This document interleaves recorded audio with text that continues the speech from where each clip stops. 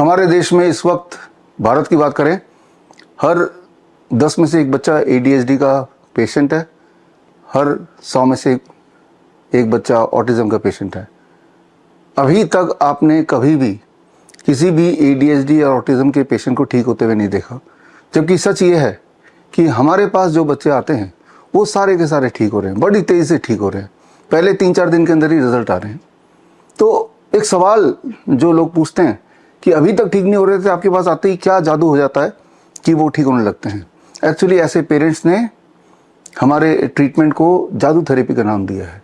ये जादू आप भी कर सकते हैं, बिना मुझसे मिलाए बच्चों को खुद भी कर सकते हैं, आप भी जादू थेरेपी का पार्ट बन सकते हैं। Actually it is a Neem therapy. Neem therapy का मतलब यह है कि अगर आपके घर के आसपास या आपके घर में कोई ADHD या ऑटिज्म का पेशेंट है, कोई बच्चा है, तो सिर्फ इतना करना है, उसके बॉडी वेट के अनुसार for every 10 kg of body weight 1 gram of Neem leaf powder. यानी कि मान लो 30 kg का बच्चा है तो 3 ग्राम का नीम के पत्ते का पाउडर। नीम का पेड़ हर जगह है, आपको सिर्फ इतना करना है, नीम के कुछ पेड़ के पत्ते लाने हैं घर पे, धूप में 4-5 दिन सुखाना है या 5-6 दिन सुखाना है। सूखने के बाद घर पे जो मिक्सी है उसके अंदर डालना है, और डालने के बाद 2 मिनट के अंदर ही मिक्सी स्टार्ट होते ही वो पाउडर के फॉर्म में आ जाता है। फिर उसको छान के एक डब्बे में भर लेना है, और खाली पेट बच्चे को वेट अनुसार 1 कप वार्म वाटर में मिला के पिला देना है।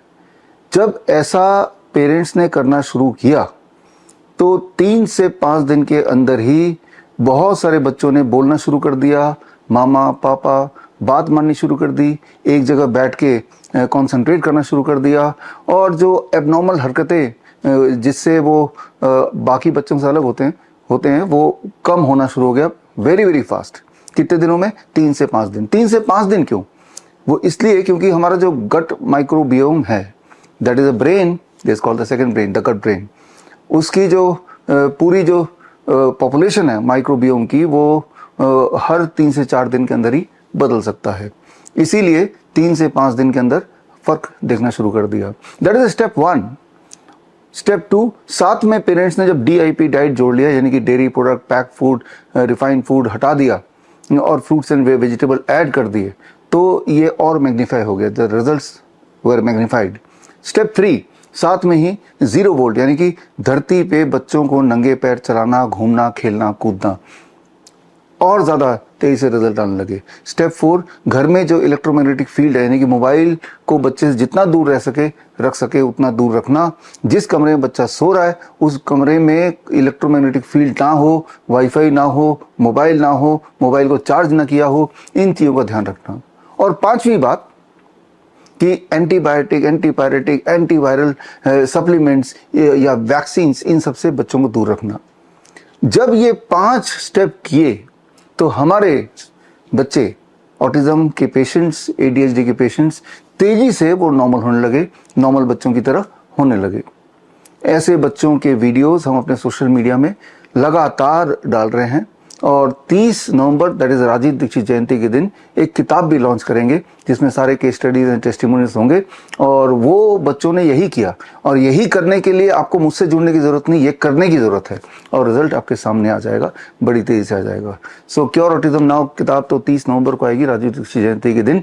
लेकिन एक मुख्य सवाल ये आता है कि अगर ऑटिज्म और ADHD के पेशेंट इतनी तेजी से ठीक हो सकते हैं, इतने सिंपल ठीक हो सकते हैं, घर बैठे ठीक हो सकते हैं, मुफ्त में ठीक हो सकते हैं, तो फिर अभी तक ये ऐसा क्यों माना जाता था कि ADHD ऑटिज्म जिंदगी भर की बीमारी है? जिंदगी भर की बीमारी इसलिए माना जाता था क्योंकि आपने ये आंकड़े नहीं देखे जो आंकड़े मैं आपको दिखाने जा रहा हूँ। ये है ऑटिज्म और ADHD की इंडस्ट्री। ऑटिज्म और ADHD के इर्द गिर्द जो व्यापार है, उस व्यापार में जो दवाइयाँ बच्चों को दी जाती है वो लगभग 4000 करोड़ की है, और जो इसकी जो थेरेपीज़ हैं, therapy, speech therapy, rehabilitation therapy, recreational therapy, बच्चों को ठीक करने के नाम पे जो रोज माएँ बच्चों को भेजती है ऐसे सेंटर्स पे जहां ऑटिज्म के बच्चों को ट्रेनिंग दी जाती है, रिक्रिएशन एक्टिविटी कराया जाता है, स्पीच की इम्प्रूवमेंट की ट्रेनिंग दी जाती है, क्या उससे कुछ फ़र्क पड़ता है? कितना फ़र्क पड़ता है? इस बात को समझने के लिए आप ये समझिए, याद कीजिए, मेरे बचपन में मुझे याद है कि गोरा होने का शौक सबको था, मेरे छोटे भाई को भी था, और गोरा होने के लिए क्रीम फेयर एंड लवली मेरा भाई तो अभी तक लगाता होगा, लेकिन अभी भी थोड़ा भी गोरा नहीं हुआ। जिस प्रकार गोरे होने के जो क्रीम है उसको लगाने से ये एहसास होता है शायद कि इस दिन मैं गोरा हो जाऊंगा, लेकिन वो दिन कभी नहीं आता। ठीक उसी प्रकार ये जो रिहेबिलिटेशन सेंटर्स हैं या स्पीच थेरेपी सेंटर्स है या ADHD और ASD ऑटिज्म के इर्द गिर्द जो थेरेपी सेंटर्स हैं, उनका जो टोटल व्यापार अगर आप देखें, दैट इज ये 3,23,000 करोड़ से ऊपर है और ADHD का 44,000 करोड़ से ऊपर है। तो ये कितनी बड़ी इंडस्ट्री है, कितना बड़ा व्यापार है, ये समझने के लिए आप कंपेरेबल इसे कंपेयर कर सकते हैं। जितना बड़ा बिजनेस ट्यूशन का होता है, चाहे वो एक होम ट्यूशन का से लेके जो बड़े बड़े एडटेक कंपनीज हैं जैसे बायजूस वगैरह या फिटजी वगैरह, इन सारी जो कोचिंग इंडस्ट्री एक साल में जितना कमाती है, जितनी बड़ी इंडस्ट्री है, उतनी बड़ी इंडस्ट्री ये भी लगभग उतने स्केल पे इंडस्ट्री है। तो समझ सकते हैं कितना बड़ा व्यापार है। ये व्यापार सिर्फ इस बात पे टिका हुआ है कि ADHD और ऑटिज्म के बच्चे जो है वो कभी ठीक ना हो, वो ऐसी हालत में रहे जिंदगी भर, इसी पे टिका हुआ है। जबकि सच्चाई ये है, ये बड़ी तेजी से ठीक हो सकता है। ठीक होने के लिए वो 5 स्टेप मैंने आपको बताए। आप एक सबूत के तौर पे खुद ही किसी ऐसे बच्चे पे प्रयोग करके देख लें। करना सिर्फ इतना होगा टू स्टार्ट विद कि नीम के पत्ते का जो मैंने आपको बताया उस रेशियो में उसको सेवन कराना होगा for 3 to 5 days and you will start seeing the result, right. Result आपके आंखों के सामने चौंका देने वाला होगा। तो खैर, इसी वीडियो में आगे ऐसी एक माँ से मिलते हैं, जबलपुर की MP की रहने वाली माँ, और उसकी व्यथा आप ध्यान से सुनिए और ये भी सुनिए जब उस माँ ने अपने 7 साल के बेटे ऐश्वर्या को यही सब कुछ कराना शुरू किया। आधा अधूरा, पूरा भी नहीं, ठीक से नहीं, क्योंकि सिंगल पेरेंट के लिए सारा कुछ कराना या किसी भी छोटे बच्चों से सारा कुछ करवाना थोड़ा मुश्किल हो जाता है। आधा अधूरा करने के बाद भी कुछ दिनों के अंदर जो फर्क आया, वो इमोशनल कहानी अपनी जुबानी सुना रही है। देखिए इस वीडियो के अंदर। मिलते हैं उस माँ से। हेलो मैम, मैं ऐश्वर्या की मॉम बोल रही हूँ। जब मेरा बेटा पैदा हुआ था तब मतलब 2 दिन बाद उसको सांस लेने में दिक्कत हुई थी और डॉक्टर ने बताया था कि उसको ब्लड में ग्लूकोज का लेवल कम हो गया था, तो उसको एडमिट करना पड़ा था। उसके बाद फिर उसके बाद वो ठीक हो गया था। उसके बाद उसको कोई प्रॉब्लम नहीं हुआ। इसके बाद जब वो 1 साल का होने वाला था, सारे सही टाइम पे बैठा, चलना और धीरे धीरे कुछ वर्ड्स बोलना उसने स्टार्ट कर दिया था। लेकिन जब वो 1 साल का हुआ तो उसको ना कन्वर्जन्स आए थे, तो हमने उसको तब भी वो एडमिट हुआ था। तो उसके बाद भी किसी डॉक्टर्स ने कुछ नहीं बताया, सारी चीज़ें नॉर्मल ही चल रही थी। लगभग कन्वर्जेंस के बाद थोड़ा सा उसका डेवलपमेंट डिले हुआ, कहना चाहिए कि उसको बोलने में दिक्कत हो रही थी, प्रॉपर बोल नहीं पा रहा था, वर्ड्स को खींच के बोलता था बहुत लंबा। अभी भी वो जब ट्रीटमेंट हमने आपका नहीं लिया था उसके पहले भी वो बहुत खींच के वर्ड को बोलते, जैसे ABS तरह से। उसके बाद जब सेकेंड कोविड हुआ तो ऐश्वर्या के पापा सेकेंड कोविड में एक्सपायर हो गए। तो हमें लगा कि 2.5 साल से 3 साल के बीच में हमने उसको मैंने भी ध्यान नहीं दिया। और समय ही ऐसा था जब वो स्कूल गया 3.5 साल में, तो वहाँ टीचर्स ने बोला कि ये कुछ जो बच्चे होते हैं उनसे अलग है, इसकी जो ग्रोथ है वो प्रॉपर नहीं है, ये एबनॉर्मल चाइल्ड है, ऐसे करके बोला। तब मुझे रियलाइज़, मतलब तो हमें तो उसके पहले पता ही नहीं था कि ऐसा कुछ है। तो मुझे बहुत शॉक हुआ। फिर हम डॉक्टर के पास गए तो डॉक्टर ने बोला इसको थोड़ा सा माइल्ड ऑटिज्म और ADHD का प्रॉब्लम है। उसका मेडिसिन चल रहा था, है ना। इसके पहले उसको मतलब कोई हमें सिम्टम समझ में ही नहीं आए थे। फिर बहुत मुश्किल हुआ स्कूल में और ऐसे। और फिर इसका जो डेवलपमेंट था, जैसे बोलने का, लिखने का, प्रॉपर समय पे सही लिख नहीं पाता था। अभी तक तो ये कुछ समय पहले तक लाइन में नहीं लिख पाता था, वर्ड तिरछे मिर्छे बनाता था। बोल नहीं पाता था, बहुत हाइपर एक्टिव था। अगर जैसे टीवी चलता रहता था ना तो ये बैठता ही नहीं था और दूसरों को भी डिस्टर्ब होता था। सब गुस्सा भी करते थे, कोई आया तो उसके ऊपर एकदम चढ़ जाना, उसके सामने कोई अजीब सी हरकतें करना, और जैसे किसी ने कुछ क्वेश्चंस किया है तो उसका प्रॉपर आंसर नहीं देना, ये सब इसमें था।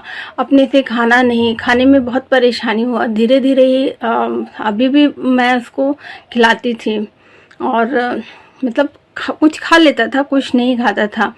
और इतना परेशान थे हम कि मतलब इतना थेरेपी लेने के बाद, इतना डॉक्टर थे, क्योंकि हस्बैंड के जाने के बाद मुझे लगा कि यही मेरा बेटा, सब कुछ मेरा है, और अगर यही अच्छा नहीं रहेगा तो मेरा लाइफ का कोई मतलब ही नहीं रहेगा।